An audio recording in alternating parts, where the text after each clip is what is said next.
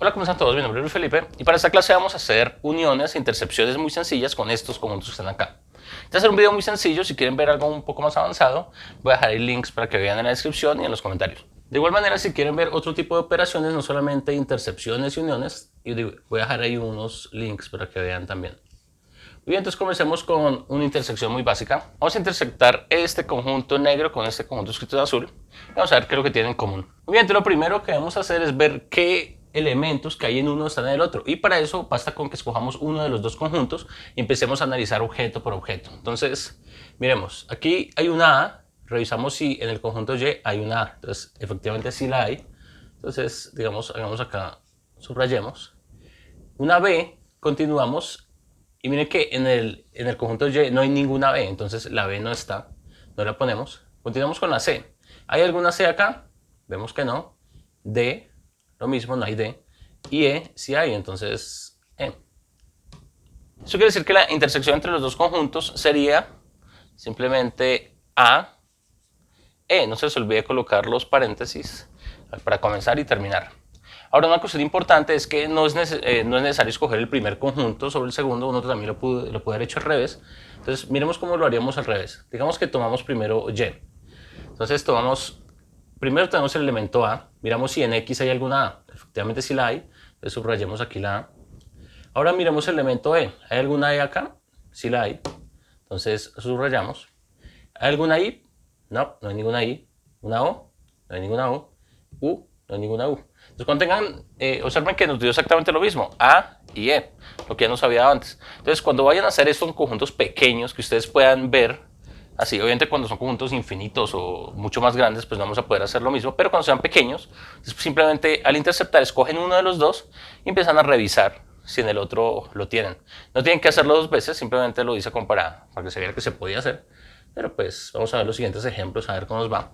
Vamos a hacer ahora la intersección entre X y Z. Entonces lo mismo, escogemos uno de los dos conjuntos, digamos que Z, y empezamos a revisar objeto por objeto. Entonces primero empezamos con la D y vemos si en X hay alguna D. Vemos que sí la hay, o sea que aquí vamos a tener que colocar D. Luego vemos que sigue una E, efectivamente aquí hay una E, entonces subrayémosla. Sigue una F, acá no hay ninguna F. G, no hay ninguna G. H, acá no hay ninguna H. Entonces efectivamente tenemos que la intersección de ambos conjuntos va a ser simplemente D y E. Y es todo. Entonces les recomiendo que ustedes, les dejo de tarea que lo hagan observando los elementos de X y viendo si se replican acá. Obviamente les tienen que dar lo mismo, D y E. Muy bien, ahora vamos a intentar hacer una unión en lugar de una intercepción. Entonces X unión Y. Y aquí el secreto es que no hay necesidad de que un elemento esté más de una vez. ¿A qué nos referimos con eso? Miren, cuando nosotros consideramos los elementos que hay aquí hay 1, 2, 3, 4, 5, y vemos que acá están las vocales, que también son 5, uno podría decir que hay 10 elementos en total y que la unión va a ser 10, pero pues ya sabemos que no va a ser así porque hay elementos que están repetidos. ¿Cuáles están repetidos? Pues justamente los que están en la intersección de los dos. Eso quiere decir que no van a haber 10 elementos en total, sino que van a haber 8 nomás, porque van a haber 2 que van a estar repetidos y no hay necesidad de contarlos dos veces. Aquí vamos a colocar, digamos, estos 5 y habría que agregar estos 3, 8.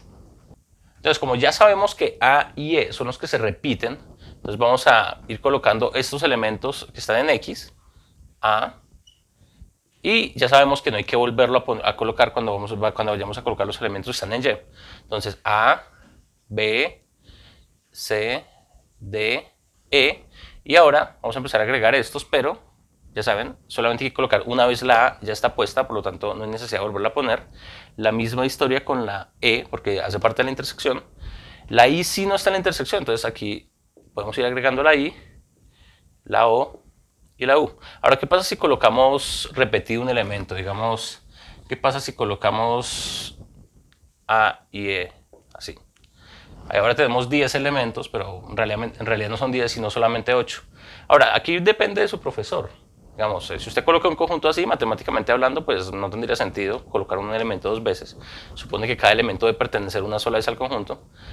Pero pues seguramente su profesor le obligará a usted a colocar solamente una vez el elemento, como ir con la convención. Entonces intenten siempre ir con la convención, colocar solamente el elemento una vez. Y si son letras o números, como en este caso, pues intenten colocarlas en orden. Muy bien, ahora vamos con la unión entre X y Z.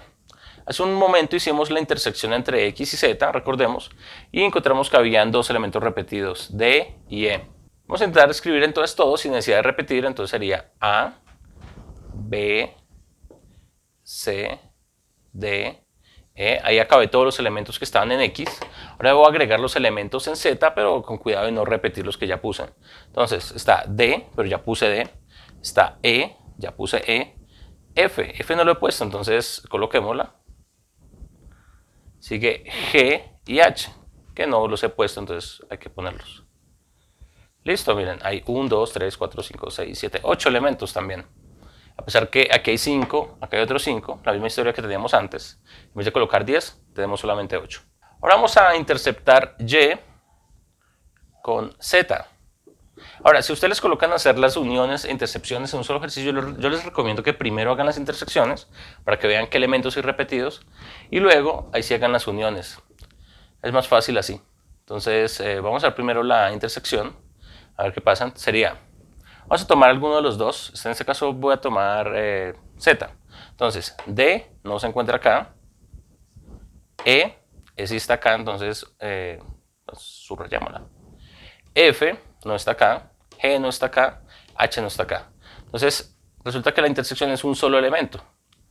El conjunto cuyo único elemento es E. Recuerden que si se les llega a pasar que no hay ningún elemento acá, entonces la intersección sería el conjunto vacío. Y recuerden que esto es diferente a escribir esto. Este es un conjunto cuyo único elemento es el vacío, este es el vacío. Entonces no mezclen esa notación. Si no tiene elementos, simplemente coloquen ese símbolo y significa el conjunto vacío. Bueno, o simplemente coloquen dos paréntesis así. Listo. Bueno, ahora vamos con la unión. Como ambos conjuntos tienen de a 5 elementos y solamente hay uno repetido, uno esperaría que al final de cuentas obtengamos 9 elementos. Entonces vamos a intentar colocarlo en orden alfabético. Sería entonces A, ¿listo? Seguiría D, entonces voy a irlo subrayando, A, D. Seguiría E, que está repetido, recordemos, entonces voy a subrayarlo en ambas partes. Luego F, G, H, y aquí seguiría I, O, U. Por supuesto que no importa el orden, si ustedes colocan esto, si colocan primero todos los que estaban en el conjunto Y y luego todos los del conjunto Z, pues no es tan grave. Pero ya que hay cierto orden que todos reconocemos en las letras, pues es mejor utilizarlo. Y efectivamente, como lo sospechábamos del principio, miren, tenemos 9 elementos, que era lo que queríamos, porque recuerden, aquí habían 5 y un solo elemento repetido, pues nos iba a dar entonces 9. Ahora, una cosa importante es que observan que en ningún momento yo dije cosas como X, X complemento, o también se puede utilizar esta notación X complemento con hacia acá. En ningún momento hice esto porque en ninguna parte he definido un conjunto universal, un conjunto de referencia. Si quieren saber algo sobre conjuntos de referencia, conjuntos universales, voy a dejar por ahí en la descripción. Otra cosa importante a ver es que tampoco hice esto utilizando un diagrama de Venn, que también podría ser una alternativa. Entonces, si quieren ver cómo se hace este mismo ejercicio con un diagrama de Venn, también les dejo ahí algunos enlaces y nos vemos en la siguiente clase. Chao.